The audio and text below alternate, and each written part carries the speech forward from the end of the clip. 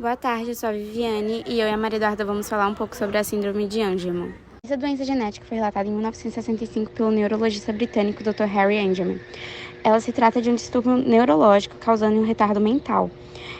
Ela tem alterações de comportamento e de características físicas e é uma doença rara e pouco divulgada.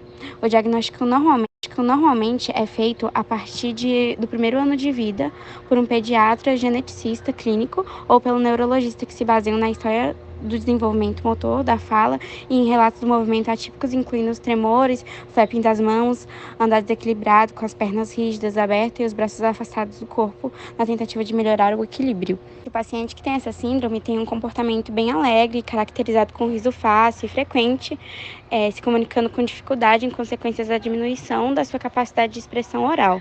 Infelizmente, não tem cura para essa síndrome, mas tem alguns tratamentos para os seus sintomas.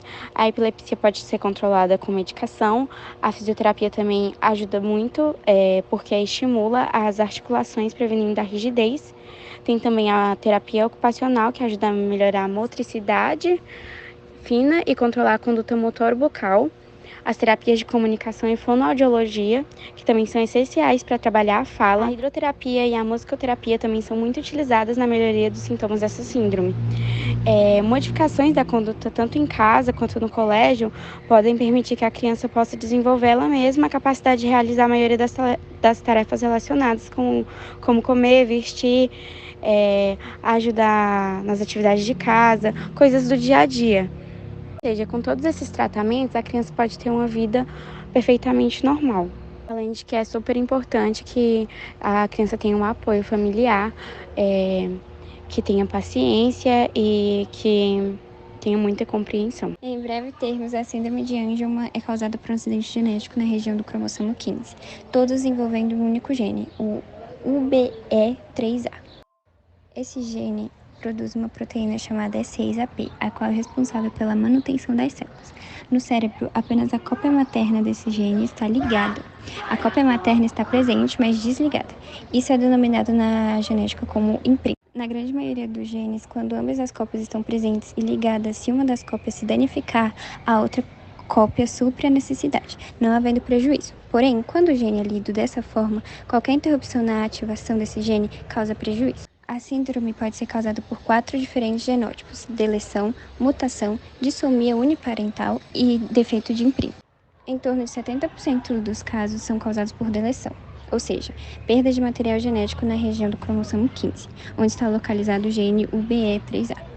Cerca de 10% são causados por uma mutação no gene. Os outros 5 a 10 são quando a pessoa recebe 2 genes paternos que estão silenciados.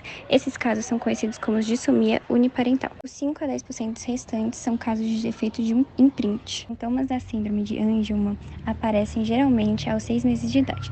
Atrasos no desenvolvimento são geralmente os primeiros sinais. Não há, até o momento, nenhum tratamento de cura para a síndrome, mas há vários tipos de terapia que ajudam no desenvolvimento, como fisioterapia, fonoaudiologia, terapia ocupacional e etc. Havendo também medicações para tratamento de eventuais crises compulsivas, refluxo, constipação e outras manifestações. Agora é saúde. Nós vamos falar sobre uma doença rara e pouco conhecida no Brasil. É a síndrome de Angelman, um desafio para médicos e familiares. São os cuidados do pequeno Miguel que fazem toda a diferença no desenvolvimento da prima Laura. O carinho é sempre o melhor remédio. Laura tem 11 anos, é portadora da síndrome de Angelman. Nasceu de um parto normal, saiu da maternidade sem nenhum sintoma da doença, mas dias depois começou a manifestar os primeiros sinais. A gravidez da Laura foi normal, né? Aparentemente o parto também, tudo tranquilo. Porém, saiu da maternidade mamando, com tudo como uma criança normal, né? Após 20 dias, a Laura começou a apresentar algumas dificuldades. As suspeitas de Adriana, mãe da menina, se confirmaram. Existia uma alteração no comportamento do bebê, que no início recebeu o diagnóstico de autismo. É preciso também nas crianças com autismo, então, a outra ponta, fazer sempre uma investigação, se possível, uma investigação genética, para ver se aquele autismo está ligado a alguma síndrome. Mas após 3 anos de pesquisas e consultas médicas, veio o diagnóstico. Esses 3 anos de pesquisa é meio doloroso, porque por mais que você queira descobrir, quando você descobre, você toma um choque. E aí, quando foi diagnosticado mesmo, aí veio tudo, as informações, as dúvidas, porque você não sabe como agir, o que vai ser. A síndrome de Angelman é uma doença genética rara, caracterizada por um dano no cromossomo 15 herdado pela mãe.